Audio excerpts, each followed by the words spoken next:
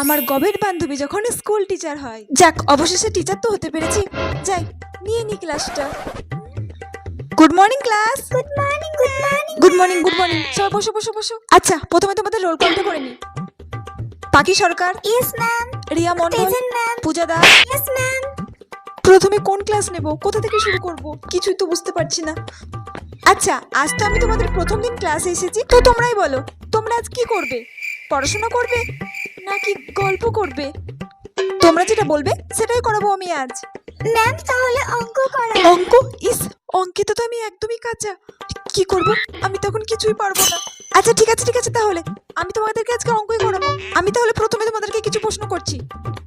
এই তুমি বলো তো, 5 আর 7 কত হয়? তো সোজা ম্যাম, 12 হয়। 12?